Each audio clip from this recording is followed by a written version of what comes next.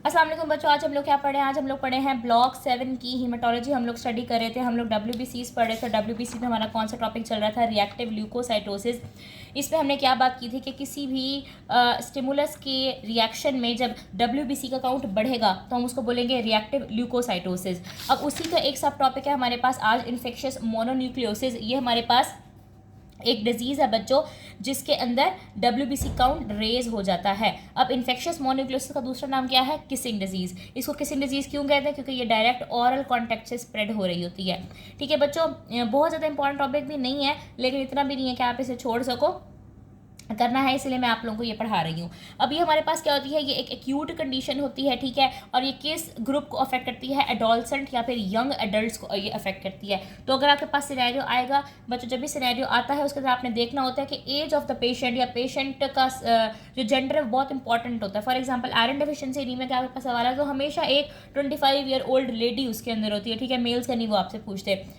तो infectious mononucleosis या kissing disease आपको एडोलसेंट यानी जो बाले और यंग एडल्ट्स होते हैं ना, उसके अंदर ये बीमारी मिलेगी। और बहुत इंपॉर्टेंट बात है बच्चों कि ये किस चीज़ के थ्रू हो रही है, कौन से वायरस के through? EBV, Epstein Barr virus इसका नाम है। हर्पीज़ वायरस फैमिली से ये ताल्लुक़ रखता है। आपने ये बात लाजमी याद रखनी है कि ये कौन से वायरस से हो रहा है? EBV, Epstein Barr virus. अब इसके अंदर आपको क्लिनिकल फीचर्स क्या मिलते हैं, ठीक है। अब मैं आपको थोड़ा सा इसका ओवरव्यू दे रही हूँ और नेक्स्ट हम जो है इसको डिटेल में डिस्कस करते हैं। तो ये एक एक्यूट कंडीशन है, किस ग्रुप को अफेक्ट करता है? यंग एडल्ट्स को अफेक्ट करता है। किस वजह से हो रहा है? एप्स्टीन बार वायरस की वजह से हो रहा है। होगा क्या इसके अंदर? आपको 3 फीचर्स बुनियादी तौर पर मिलेंगे। फीवर यानी कि पेशेंट को बुखार होगा, पेशेंट बुखार के साथ प्रेजेंट करेगा। सॉर थ्रोट, उसका गला खराब हुआ होगा। और जनरलाइज लिम्फ एडिनाइटिस यानी कि पूरी बॉडी के अंदर जो लिम्फ नोड्स हैं उनकी स्वेलिंग हुई होगी, जनरलाइज्ड, ठीक है। इसका बहुत इंपॉर्टेंट फीचर है बच्चों लिम्फोसाइटोसिस। हम लोग यही तो बात कर रहे हैं, हम लोग पढ़ क्या रहे हैं? हम लोग पढ़े हैं रिएक्टिव ल्यूकोसाइटोसिस यानी कि WBC काउंट का ज़्यादा होना, ठीक है। तो इसके अंदर आपको लिम्फोसाइटोसिस यानी कि आपको जो CD8 पॉजिटिव T सेल्स है ना एक्टिवेटेड, उनका काउंट आपको बहुत ज़्यादा मिलेगा, ठीक है बच्चों। हमने बात की थी ना कि हमारे पास जो लिम्फोसाइट्स होते हैं वो 2 तरह के होते हैं। हमारे पास B सेल्स होते हैं, T सेल्स होते हैं, ठीक है। एक नेचुरल किलर भी होते हैं वैसे, B सेल्स और T सेल्स। और T सेल्स की भी आगे बहुत सारी टाइप्स होती हैं बच्चों, कुछ रेगुलेटरी होते हैं, कुछ हेल्पर होते हैं, ठीक है बच्चों। यही बात हमने की थी कि जो लिम्फोसाइट्स होते हैं वो 2 तरह के होते हैं। एक हमारे पास होते हैं B लिम्फोसाइट, एक होते हैं T लिम्फोसाइट। T लिम्फोसाइट भी फिर आगे रेगुलेटरी होते हैं, हेल्पर होते हैं, साइटोटॉक्सिक होते हैं, काफ़ी सारी इनकी टाइप्स होती है, वो आप इम्यूनो में पढ़ोगे। तो इस बीमारी के अंदर, इस डिजीज़ के अंदर, इन्फेक्शियस मोनोन्यूक्लियोसिस के अंदर basically CD8 positive T cells का काउंट बहुत ज़्यादा इंक्रीज हुआ होता है। और इसी से हम मालूम करते हैं कि कौन सी ये डिजीज़ है, ठीक है। इसका बहुत इंपॉर्टेंट फीचर मैंने आपको क्या क्या बातें बताई। इसके अंदर सबसे इंपॉर्टेंट आपने क्या बात रखी है? कौन से वायरस से हो रहा है? फीवर, सॉर थ्रोट और जनरलाइज लिम्फेडेनाइटिस के साथ एक यंग एडल्ट पेशेंट प्रेजेंट करेगा। और इसके अंदर आपको लिम्फोसाइटोसिस मिलता है यानी कि CD8 पॉजिटिव T सेल्स का काउंट ज़्यादा मिलता है। ये इसका ओवरव्यू हो गया बच्चों। अब हम बात करते हैं पैथोजेनेसिस की कि ये किस वजह से हो रहा है, कैसे हो रहा है। अब इसका स्प्रेड कैसे होता है? जैसे मैंने आपको इसका नाम बताया कि इसका नाम है किसिंग डिजीज़ है, तो ये डायरेक्ट ऑरल कॉन्टैक्ट से ट्रांसफर हो रहा होता है सीरो नेगेटिव इंडिविजुअल्स के अंदर। सीरो नेगेटिव यानी कि जो नॉर्मल इंडिविजुअल्स हैं जिनको ये वायरस कभी नहीं हुआ ज़िंदगी में, जिनको ये बीमारी कभी नहीं हुई ज़िंदगी में, उनको ये बीमारी लग सकती है दूसरों से। डायरेक्ट ऑरल कॉन्टैक्ट के थ्रू ये स्प्रेड होता है, ठीक है। अब कैसे स्प्रेड होगा? सबसे पहले जैसे ही डायरेक्ट ऑरल कॉन्टैक्ट होगा तो जो ओरोफेरेंजियल एपिथेलियल सेल्स होंगे वो इन्फेक्ट होंगे, ठीक है बच्चों। ऑरल कॉन्टैक्ट हुआ, जो ओरोफेरेंक्स, आपका जो फेरेंक्स वाला रीजन है, वहाँ के जो एपिथेलियल सेल्स थे वो इन्फेक्ट हो जाएंगे, ठीक है, वायरस से इन्फेक्ट हो गए। और वहाँ से जो वायरस है वो अंडरलाइंग लिम्फोइड टिश्यू पे जाएगा। डायरेक्ट ऑरल कॉन्टैक्ट हुआ, ओरोफेरेंजियल एपिथेलियल सेल्स इन्फेक्ट होंगे, अंडरलाइंग लिम्फ नोड्स में ये वायरस स्प्रेड होगा, कहाँ पे? टॉन्सिल्स और एडिनॉइड्स में, और वहाँ पे मैच्योर B सेल्स को ये इन्फेक्ट करेगा, ठीक है। डायरेक्ट ऑरल कॉन्टैक्ट हुआ, ओरोफेरेंजियल एपिथेलियल सेल्स इन्फेक्ट हुए, अंडरलाइंग लिम्फोइड टिश्यू में गए और वहाँ पे मैच्योर B सेल्स इन्फेक्ट हो गए, ठीक है। अब बच्चों जो B सेल का इन्फेक्शन है ना, ये 2 फॉर्म्स इख्तियार कर सकता है, ठीक है। यानी कि B सेल्स इन्फेक्ट हो गए हैं, अब हो सकता है कि ये इन्फेक्शन लेटेंट फॉर्म के अंदर चली जाए, यानी कि वायरस डोरमेंट हो जाए, वहाँ जाके सो जाए, या फिर तो ये लिटिक इन्फेक्शन भी हो सकती है, यानी कि ये एक एक्टिव इन्फेक्शन बन जाए, वायरस की रेप्लिकेशन होती रहे, वायरस विरियॉन्स आगे रिलीज होते रहें और बंदे को मजीद बीमारी होती रहे। तो B सेल की इन्फेक्शन 2 फॉर्म में होती है, या तो लेटेंट फॉर्म हमारे पास ज़्यादा कॉमन होती है कि वायरस जो है ना पर्सन को इन्फेक्ट नहीं करेगा बल्कि वहाँ जाके स्टे करेगा। लेटेंट फॉर्म में भी हो सकती है या फिर लिटिक इन्फेक्शन की फॉर्म में भी हो सकती है। अब हम बारी बारी दोनों को डिस्कस करते हैं। पहले हम बात करते हैं लेटेंट फॉर्म को। मैंने आपको क्या बताया कि किस तरह से स्प्रेड हो रहा था। ये हमारे पास बच्चों स्प्रेड हो रहा था ऑरल कॉन्टैक्ट के थ्रू, ठीक है, डायरेक्ट ऑरल कॉन्टैक्ट से ये स्प्रेड होता है। उसके बाद ये ओरोफेरिंग्स में या फिर ओरोफेरेंजियल एपिथेलियल सेल्स में जाता है, उनको इन्फेक्ट करता है।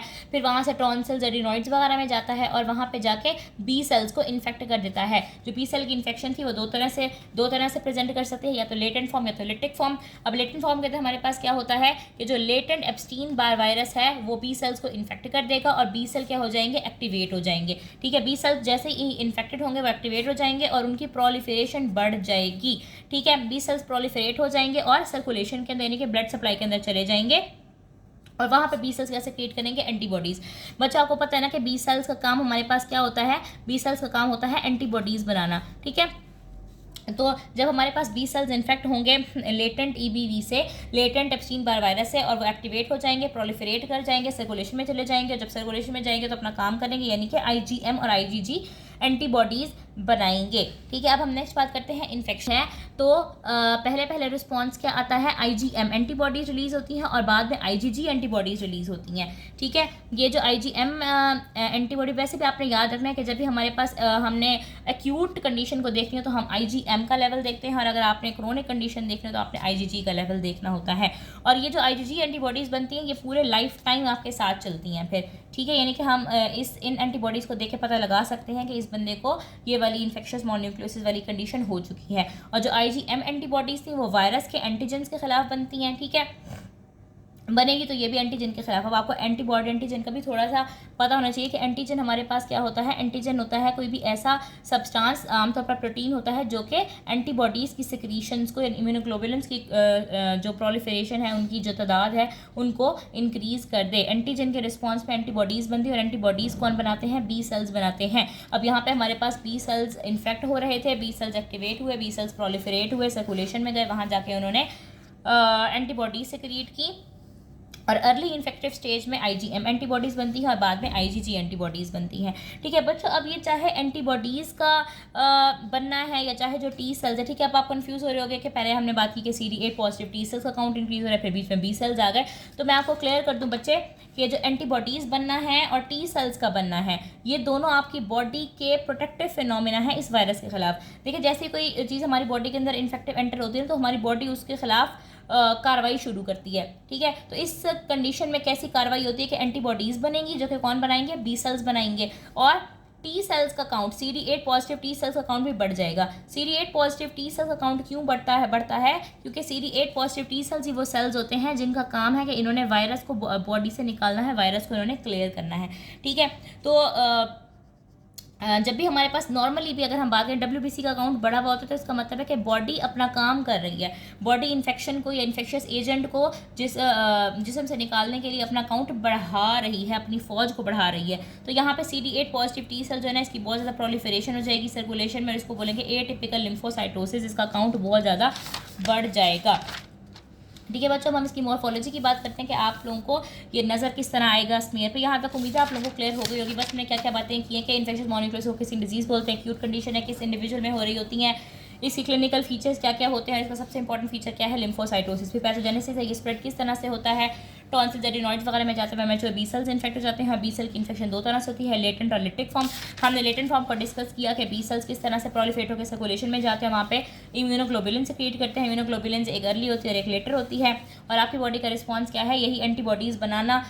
एंटीबॉडीज़ जितनी ज़्यादा बनेगी उतनी ज़्यादा जो है ना वो जिस्म से एंटीजेंस वायरस के क्लियर होते जाएंगे, और टी सेल्स जो है ना वो सेल्स होंगे जो वायरस को किल करेंगे। तो CD8 पॉजिटिव टी सेल्स का काउंट बढ़ना, एटिपिकल लिम्फोसाइटोसिस बहुत इंपॉर्टेंट फीचर है बच्चों, आपने याद रखना है, ठीक है। नेक्स्ट हम इसकी स्टडी कर रहे हैं मॉर्फोलॉजी, यानी कि आपको किस तरह से ब्लड में नजर आएगा। तो पेरिफेरल ब्लड का जब आप सैंपल लेंगे तो वहाँ पे आपको मिलेगी लिम्फोसाइटोसिस। मैं पहले आपको बता चुकी हूँ कि WBC का काउंट बढ़ा हुआ होगा, खासतौर पर कौन से WBC, CD8 positive T cell. और नॉर्मल काउंट कितना होता है WBC का, 4000 से 11000 तक होता है, और इस कंडीशन में कहाँ से 12000 से 18000 सेल्स पर माइक्रोलीटर बन सकते हैं। और एक इस तरह के आपको नजर आएंगे, ये बड़े बड़े होंगे, एटिपिकल होते हैं ना, यानी कि लार्ज भी होंगे, ओवल होंगे, इनकी इंडेंटेड और फोल्डेड न्यूक्लियस होगी, इनका साइटोप्लाज्म बहुत ज़्यादा बढ़ा हुआ होगा। ये बच्चा आपने इतनी ज़्यादा ये बात याद रखनी यूज़ होती है, बस ये बात याद रखें कि पेरिफेरल ब्लड में आपको लिम्फोसाइटोसिस मिलेगी, WBC का काउंट ज़्यादा मिलेगा।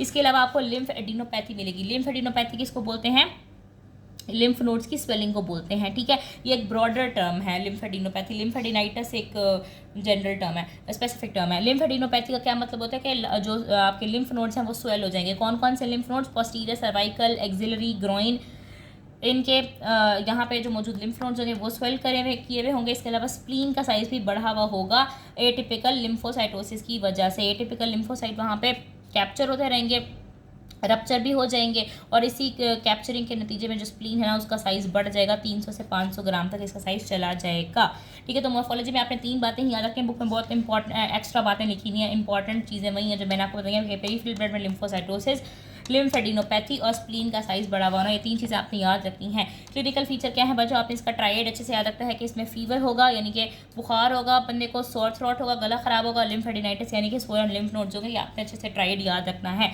अब इसके डिफरेंशियल डायग्नोसिस में कैसा? डिफरेंशियल का मतलब होता है कि एक अगर पेशेंट आपके पास डॉक्टर के पास गया ना तो डॉक्टर के जहन में जो जो बीमारियां आएंगी उसके सिम्टम्स को सुन के वो हम कहते हैं कि इसके डिफरेंशियल्स हैं, ठीक है। डिफरेंशियल डायग्नोसिस लिखने के लिए भी आ जाता होता है, मतलब इसमें तो नहीं आएगा लिखने के लिए, मैं वैसे बता रही हूँ कि इसके डिफरेंशियल डायग्नोसिस में क्या क्या हो सकता है बच्चों। लिम्फोमा हो सकता है, ठीक है। लिम्फोमा हमारे पास एक कैंसर होता है। इसके अलावा पायरेक्सिया ऑफ अननोन ओरिजिन, यानी कि पायरेक्सिया ऑफ अननोन ओरिजिन का मतलब होता है कि बुखार की ना वजह समझ नहीं आ रही। इसके अलावा हेपेटाइटिस है, रूबेला है, ये इसके डिफरेंशियल बन सकते हैं, लेकिन आपने इसके अंदर ये चीज़ याद नहीं करनी। आपने इसके अंदर मॉर्फोलॉजी में 3 इंपॉर्टेंट पॉइंट्स, क्लिनिकल फीचर में 3 इंपॉर्टेंट पॉइंट्स, बस इतना ही याद रखना है।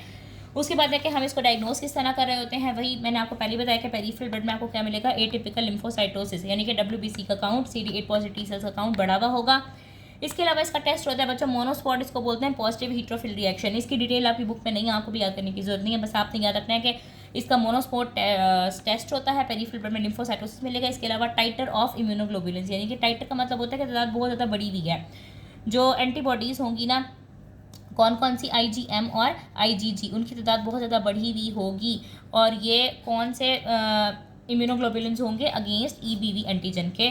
वायरस के ये वायरस आपकी बॉडी के अंदर एंटर हुआ था, इसके एंटीजन के खिलाफ आपकी बॉडी ने ये वाले एंटीबॉडीज़ बनाई हैं। तो इसमें भी आपने 3 बातें याद रखनी है, बस हर जगह 3 बातें हैं बच्चों। क्लिनिकल फीचर में भी 3 इंपॉर्टेंट बातें हैं, मॉर्फोलॉजी में भी 3 इंपॉर्टेंट बातें हैं, डायग्नोसिस की भी 3 इंपॉर्टेंट बातें हैं। और इसका ट्रीटमेंट क्या होता है कि 4 से 6 हफ्तों के अंदर ये सेल्फ रिजॉल्विंग हो जाता है। उससे कुछ कॉम्प्लिकेशन हो सकते हैं, जैसे कि ये लिवर को अफेक्ट कर सकता है, हेपेटिक डिसफंक्शन कॉज कर सकता है, jaundice, elevated liver enzyme level, disturbed appetite है, लिवर फेलियर वगैरह भी हो सकता है, ठीक है बच्चों। मैंने अपने से पूरी कोशिश की, एक्चुअली मेरी तबीयत बहुत ज़्यादा ख़राब है, फिर भी ये रिकॉर्ड कर रही हूँ बड़ी मुश्किल से, तो आप लोगों ने ज़रूर इसको सुनना है अच्छे से। इसको यहाँ से देख लो, इसको बुक से भी मैं आप लोगों को दिखा देती, लेकिन इस पर ऐसा कोई बात लिखी भी नहीं है, और जो जो बात मैंने आपको बताई आप लोग वही याद करो, आपके लिए बहुत सफिशेंट हो जाएगा।